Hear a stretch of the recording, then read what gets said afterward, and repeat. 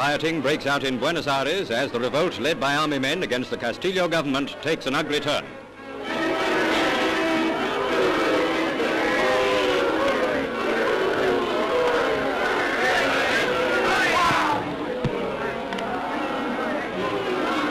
Generals Ramirez and Rawson marched on Buenos Aires with some 8,000 troops, swept President Castillo out of office and set about forming a new cabinet. General Ramirez is the center figure in the group on the balcony. In a sentence, it was a case of out with the pro-Axis ministers and in with those more concerned with their own country's welfare. The young King Peter of Yugoslavia arrives in England by air from the Middle East, being met by the Duke of Kent on behalf of the King. Accompanied by his ministers, the men who took the gallant decision to resist Nazi aggression, King Peter plans to marshal Yugoslav forces throughout the world and form a free Yugoslavian air force. A trained navigator and mechanic himself, the King hopes to get his wings with the RAF and join the hundreds of his young compatriots now ready to fight in the air to help regain their country's freedom. Hello everybody, Panzer King back here in the Lion's Den, bringing you Operation Crimson Tide, episode 8.7, the USA and KMT's turn. And we're going to be playing here in January of 1940, ending the turn, and then heading on into July, where the Germans will start their turn. The mighty Luftwaffe stretches from one end of the Europe continent to the other. My, oh my, oh my. They're building subs like no tomorrow, especially with that Canadian expansion.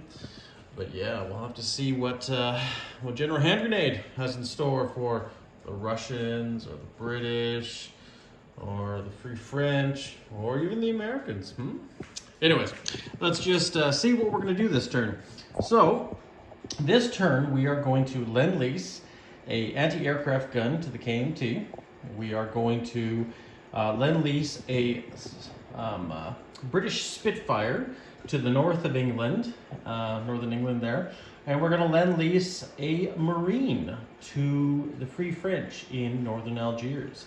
And that's going to be a total of $18.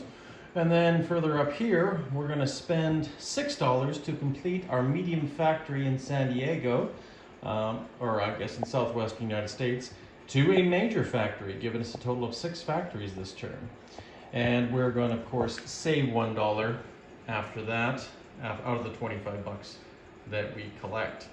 And we have a closed marker. We're going to close the Panama Canal this turn, and we're going to close it to anybody we don't like. So, you know, if the Japanese want to come on through, you know, they could, but they got to ask permission.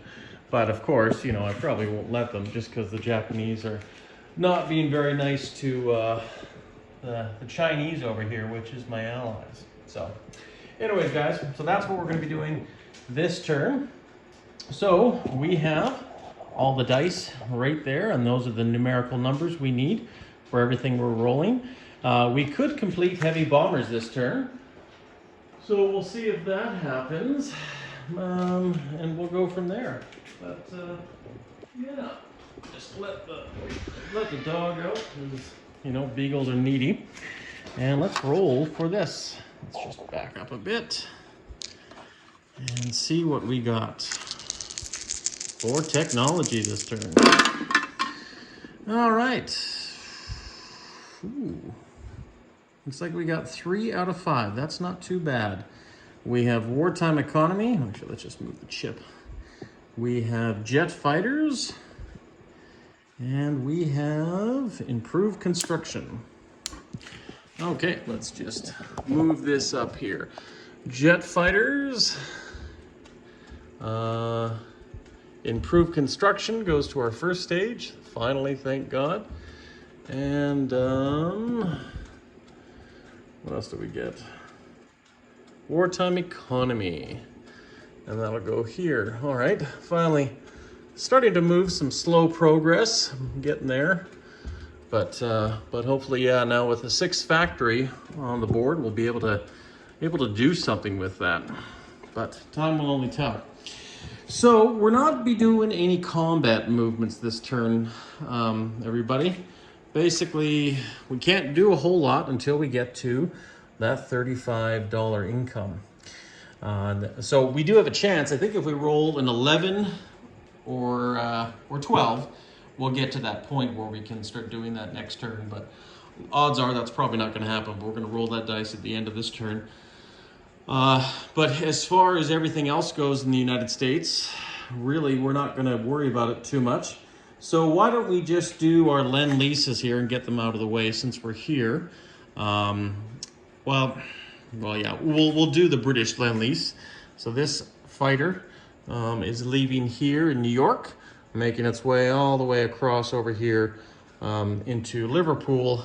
And now the British have a Spitfire squadron in the north of England.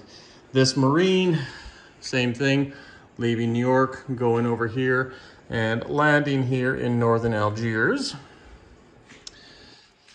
Now this anti-aircraft gun, I mean, I can't place it this turn until I'm done with the KMT, but I'll bring it over there with me. And yeah, we'll see what we have. So KMT are going to be building a defensive turn this turn. We're going to be moving some units, but the moral of the whole thing is that we're not attacking anywhere. We're not doing any attacks this turn. And I'm going to see if we can zoom in here and see the whole map, because we're going to move some units around, or at least try to move some units around. Now, strategically right now, the Japanese did a very good job of taking Kwangtung. Destroyed our fighter air cover and took the mountains there. Probably not likely that we're going to be able to take that back. So we're not going to worry about that too much. However, what we are going to do is make it hurtful for them if they do want to come into any of our zones. So currently right now, we are going to move this cavalry out of Nanking, and it can go 1, 2 into Kwaichao. And these 2 militia are in Kwaichao, so they can't move. This infantry is staying in Shantung. These 3 infantry are staying in Hunan. Actually, no, I think what we're going to do, sorry, so we're going to move 2 infantry into Kwaichao, just to help better defend that inland territory. So we'll have 2 infantry, 2 militia, and a cavalry in Kwaichao. And we're going to have 1 extra militia, or sorry, 1 extra infantry in Hunan. Okay. Now these 2 elite units are going to guard Nanking, because that's what they're best at. And we're going to have 1 infantry and 3 militia stay in Hunan, and only 1 infantry defending Shantung up there in the north. This right here has an anti-aircraft gun, and we have our friends in infantry here in Szechuan. Still, I believe it is a mountain territory, possibly depending on where you attack it from, but it is a very well fortified position, so that is for sure. So what we're going to do now is we have this supply token given to us by the USA from last turn. We're going to take 1 militia off here, and we're going to upgrade it to a lovely infantry. And now we have 2 militia, 2 infantry in Yunnan. So now we have a total of $10 to spend. And I think our best value here in this situation is to build 2 infantry and 2 militia. So 2 infantry costing 6, and the other 2 is 4. So we're going to green chip those guys out since we can. And basically, we're going to add 2 more to each stack.